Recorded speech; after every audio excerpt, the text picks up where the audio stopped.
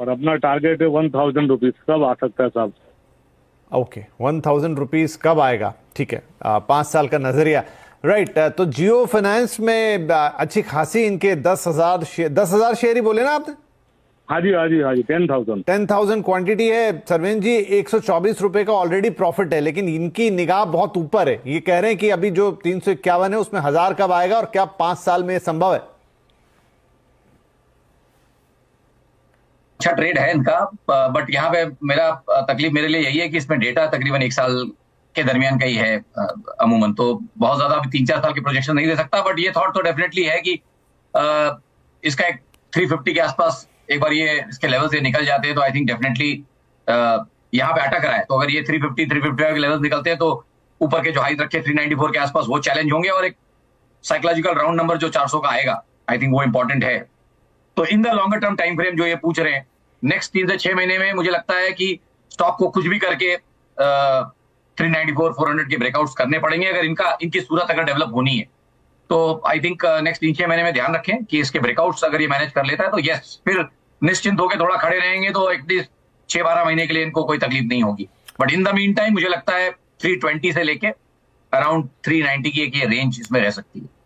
320 से 390 की रेंज दिख सकती है, और अगर ये 350 वाला थोड़ा स्तर टूटता आगे जाता है इससे, तो फिर 400 रुपए तक ये जाता दिखाई देगा। ये करीब 8 से 12 महीने की बातचीत कर रहे हैं सरवेन जी। और लगे हाथों एक डिस्क्लेमर आपको दे देते हैं।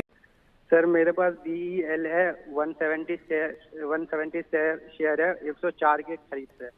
104 के भाव पर जी 2035 तक के लिए होल्ड करना चाह रहा हूँ सर। तो 2037 तक 35 2035 तक होल्ड करना चाह रहे हैं? जी सर। चलिए, बड़ा लंबा नजरिया आपने लिया हुआ है, बहुत अच्छी बात है। बेटी की स्टडी के लिए मैं इन्वेस्टमेंट करता हूँ थोड़ा थोड़ा करके। अच्छा अच्छा, ये अच्छी बात है कि चलिए बच्चों की पढ़ाई के लिए आप जो है ये पैसे लगा रहे हैं। 170 शेयर 104 के भाव पर लिए हुए हैं और 332 का भाव है। 3 गुने से ज़्यादा का रिटर्न यहाँ पर आपको मिल रहा है। काफ़ी शानदार मुनाफे में हैं सर ये, लेकिन इनका नज़रिया काफ़ी लंबा है। BEL क्या वो कंपनी है जिसमें कि आपको लग रहा है कि 2035 तक इनको बने रहना चाहिए, या डिफेंस के कुछ दूसरे शेयर आप सजेस्ट करेंगे जहां पर कि इनको लंबी अवधि के लिए बने रहना चाहिए अपनी बिटिया की पढ़ाई के लिए, और इन्होंने ये पैसे निवेश करना शुरू किया है? बिल्कुल, देखिए मैं दर्शकों को एक बात कहना चाहता हूँ। बिल्कुल, डिफेंस में अगर कहीं ना कहीं एक्सपोर्ट होता है तो गवर्नमेंट एक्सचेकर को फायदा होता है। गवर्नमेंट, अगर आप GDP को देखें तो उसमें सबसे बड़ा एक्सपेंडिचर गवर्नमेंट का होता है। गवर्नमेंट बोरोइंग करती है इन द फॉर्म ऑफ, अगर आप देखें गवर्नमेंट बॉन्ड्स आते हैं। तो अगर गवर्नमेंट का एक्सपोर्ट बढ़ता है, गवर्नमेंट PSUs का एक्सपोर्ट बढ़ता है, तो गवर्नमेंट एक्सचेकर बढ़ता है, जिसकी वजह से कहीं ना कहीं ओवरऑल अगर आप देखें तो जो ट्रेड डेफिसिट है वो घटता है। तो ये हो गया मैक्रो इकोनॉमिक्स।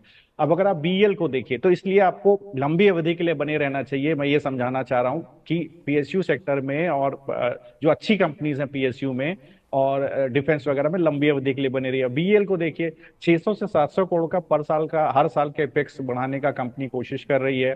गवर्नमेंट का गाइडलाइन था कि 7.5% का कहीं ना कहीं आपका मार्जिन होना चाहिए, उससे भी ज्यादा अच्छा मार्जिन है। ऑपरेशनल एफिशिएंसी अच्छी है, बेहतरीन कॉस्ट सेविंग इनोवेशन है कंपनी के पास। कंपनी मान के चल रही है कि भाई 15% की दर से रेवेन्यू साल दर साल बढ़ता हुआ दिखाई देगा।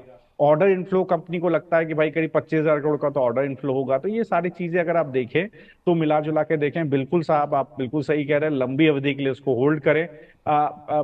मुझे याद पड़ता है कि REC PFC हम लोग विपुल जी 40-50 रुपए से डिस्कस कर रहे हैं, 400-500 रुपए के शेयर हो गए।